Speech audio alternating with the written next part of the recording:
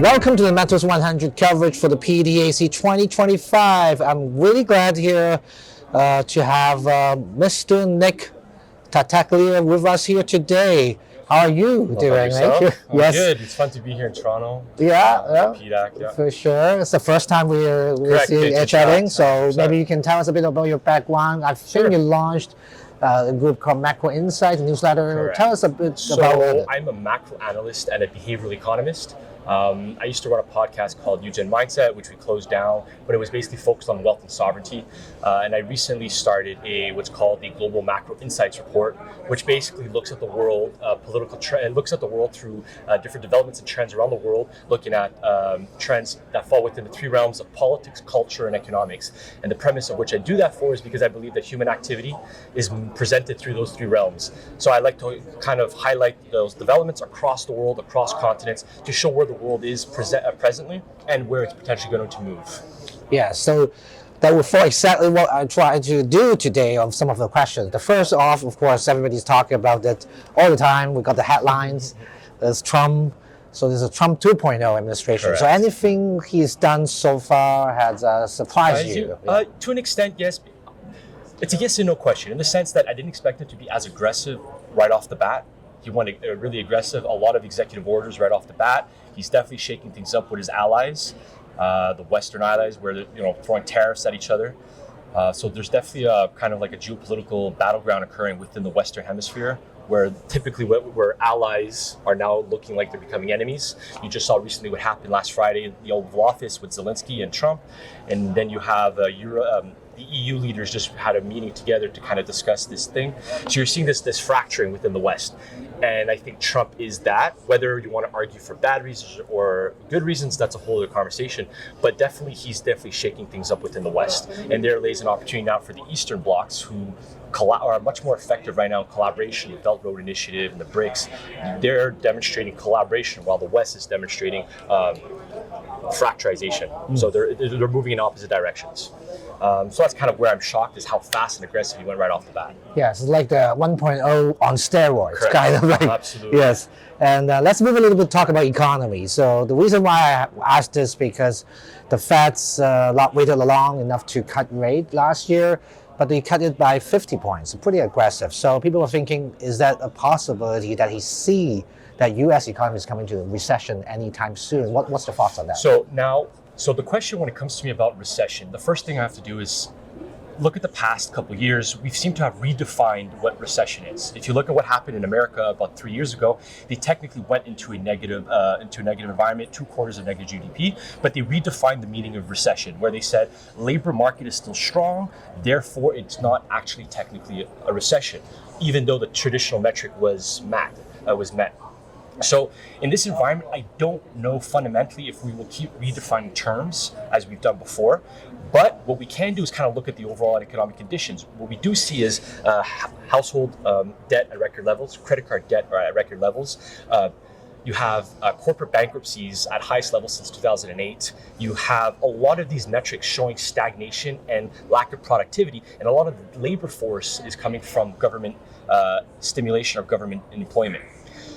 So clearly the market itself is not capable of operating the way we want it to, and you're seeing a lot of government intervention kind of creating the upward direction of the market. And this is where if the government continues to fail or doesn't do it well, you can continue to see a prolonged stagnation, which eventually leads into a deflationary environment where you may potentially get a recession or even a recession. But a lot of what we're noticing is a lot of governments are prioritizing a lot of infrastructure spending, these mandates to spend a lot of money, and clearly they're doing it because they need to reawaken and reignite the economy. So I think that we could be in this downward move, but again, it depends on how we seek to define recession now, because that term has become loose now. Indeed. So let's just talk about the currency. US dollar has been pretty strong overall in the last few months. So what's your thoughts? Is it going to continue to stay strong under Trump? How about gold? Because gold's quite relevant to this conversation here too. So when we look at the dollar, the first thing we typically have to do is dissect the difference between utilization versus the reserve status of the dollar. when we look at the reserve status, we just saw that recently, as of January, the reserve status of the dollar has hit a 30-year low. It just crossed below $3 trillion. And one of the substitutes for it has become gold, where you've noticed the last couple of years, you have a massive uptake in central banks using gold for the reserves. So on the reserve side of it, you're clearly seeing the demise of the dollar. But what matters is the utility functionality of the dollar. The dollar still remains king. It still holds roughly 90% of the global trade supply functions under the dollar, because the global financial system is developed under the dollar. So from the utility standpoint, the dollar still reigns. And until we see a solid development from the Eastern blocs, demonstrating that they can build out a dependable and sustainable financial infrastructure, the utility will remain the dollar, the king of the dollar. So, and gold, there's the opportunity for gold, because you see the substitution in Eastern blocs buying a ton of gold right now. Yeah. So how do you see Canada, like in all the midst of all that's happening in the US, Canada seems to be lost in somewhere here, and how can Canada get back to the world stage again? I feel like we all know the answer. It would be our resources. Yeah.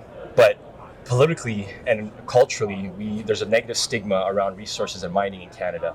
It seems to be what is preventing us from leveraging our greatest asset, which is our resources. We have a ton of it. We have everything you can think of, from water to minerals to trees, you name it, with a ton of land, second biggest land in the world after Russia. So clearly, I think that would be our best bet for Canada. But again, we have a lot of political barriers in the way and a very negative cultural stigma around this industry that prevents us from really tapping into the industry. So I give you the final question. This question is probably the most controversial one out of all the interviews I'm doing here in the PDAC. So are we closer to the World War III now than ever, or further away from it? What's your thoughts on that one? Because that term was mentioned in the Trump's conversation with Zelensky. Correct. So what's interesting for me on this now is, I would have said with Trump, yes, I do agree that Trump is a downward force, or a force opposed to World War. You see kind of him pushing the buttons, a lot of the conflicts around the world, where you see they want to have this conversation around peace, and you see a lot of de-escalation. Now, the issue of World War III, let's say we deal specifically with Russia and Ukraine. The issue I'm having now is that you're noticing that Europeans are becoming more aggressive with this conflict as a byproduct of the United States wanting it to de-escalate. So what could trigger something potentially, or an escalation of the conflict, is depending on what the European leaders do. You just saw the UK Premier mention about having English boots on the ground in Ukraine. This is an escalation. And this is where you can lead to a greater escalation of conflict. For me, it's really watching what the EU wants to do with the Russia-Ukraine conflict. The Middle East, I don't see escalating too much more. The other thing we have to look for is Taiwan with the United States, because that's kind of becoming an issue over there. But overall, I think it'll become like a Hong Kong thing, where they won't fundamentally go destroy their military or really put themselves out there all the way in Taiwan, where China has much more of a military leverage over there. There's a recent report that came out that from an air power wise, China's ahead. And there was another report that was written by the U.S. Navy talking about how China's naval force is also way further ahead than the U.S. military. So I don't think much is going to happen there. I think it's really about Russia and Ukraine, and it's all dependent on what the EU is going to do in terms of whether or not they're going to intervene or stay out of it. Okay. Thank you for your insights here today. Thank you for sharing with us Thank today, you very much. your time. Of course. Thank you. Absolutely.